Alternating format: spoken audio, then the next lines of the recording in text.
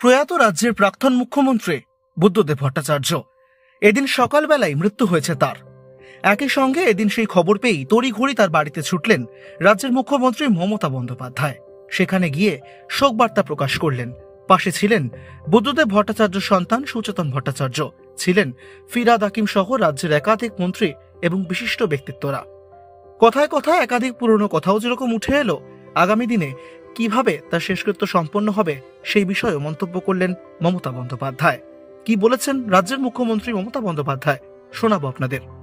আমার কাছে যেহেতু খবর আসে যে 12:30টার সময় ওনার বডি পিস ওয়ার্ল্ডে নিয়ে যাওয়া হবে এবং সেখান থেকে পার্টি যেভাবে সিদ্ধান্ত নেবে সেইভাবে বাদ বাকিটা ওনারা করবেন এবং ওনার দেহদান করা আছে।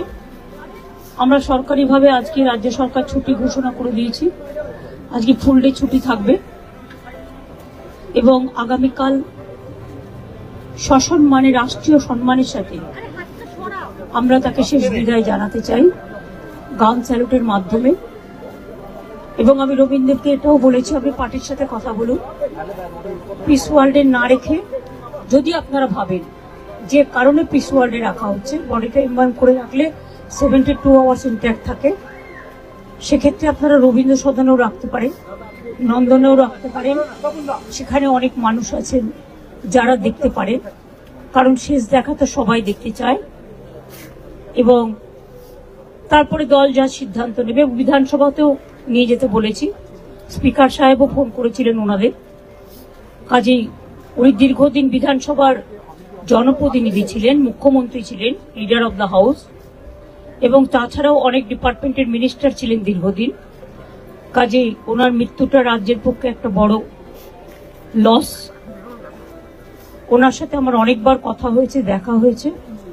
উনি যতবার হসপিটালে ভর্তি হয়েছেন আমরা দেখতে গেছি এবং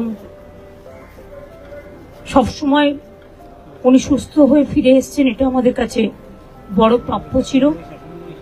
ওনার মৃত্যুর বয়স হয়তো হয়নি, কিন্তু যেহেতু ওনার একটা প্রবলেম ছিল, শ্বাসকষ্ট হতো। আজ সকালেও বৌদি বললেন যে ব্রেকফাস্ট করেছেন, ব্রেকফাস্টের পরেই শ্বাসকষ্টটা হয়ে হঠাৎ চলে গেছেন। কাজে আমি তার পরিবারবর্গ, মীরা বৌদিকে, সুচেতনা, তার সন্তানকে, আমার দলের সকলকে, সিপিএম দলের, বামফ্রন্টের সকলকে সহনাগরিক সকলকেই আমাদের শ্রদ্ধা এবং সমবেদনা জানাচ্ছি। ওনার জীবনে অনেক কন্ট্রিবিউশন আছে, সেটা ডিটেলস আলোচনা এখানে করার জায়গা নয়। আসুন আমরা প্রার্থনা করি। তিনি পার্থিব জগৎ থেকে বিদায় নিয়েছেন, কিন্তু মানুষের জগতে বিচরণ করবেন।